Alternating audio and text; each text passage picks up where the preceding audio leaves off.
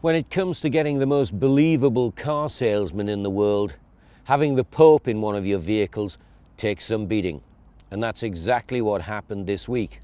The Pope turned up at the White House in the back of a Fiat 500L. Now that is some arrival. I'm a big fan of the Fiat 500 Super Mini. It is arguably the cutest car in the world. And when you look at the front of the Fiat 500L, you can see the family genes with the bug-eyed lights. However, when you come round to the side, you suddenly see that all the cuteness has gone, and the L looks as if it's been to the gym on a massive steroid kick.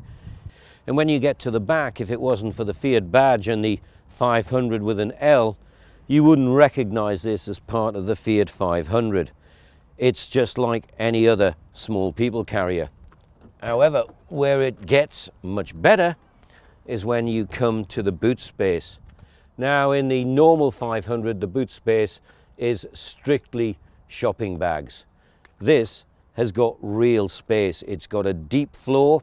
It's got two split levels as well, so you can put wet items underneath a second floor, and it becomes a really sensible family buy, not just a very cool Super Mini. Sitting in the back seat of a normal 500 is not a pleasant affair, to be honest. It is cramped and very much a kids-only zone. As you can see, sitting in the back of the 500L is a totally different proposition. This really is a very roomy, small people carrier. As soon as you sit behind the wheel of the 500L, it just feels so much bigger than the 500. And it's the same when you come to drive it. Instead of knowing that you're in a small, nimble Super Mini, you look behind and you know you're in a much, much bigger car. So you certainly can't expect the agility or the fun factor around town of driving the 500.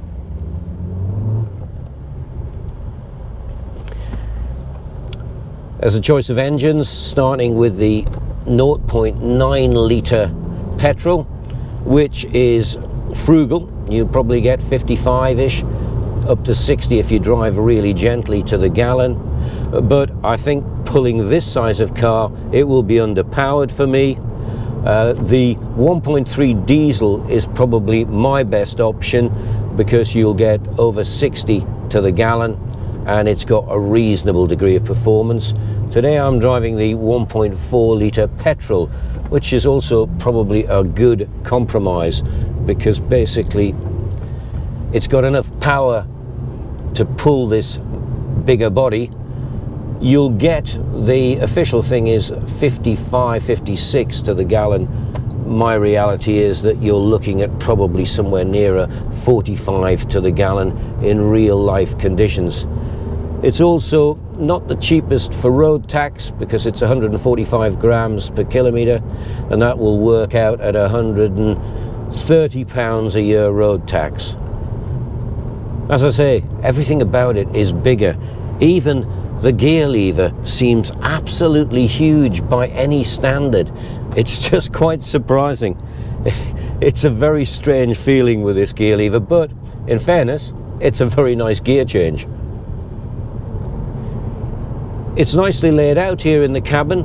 As I say, room is its key thing. I quite like the fabrics on the seats. It's a sort of half leather neoprene feel, and just as a reminder that you are in a 500, you get 500 embossed on the top.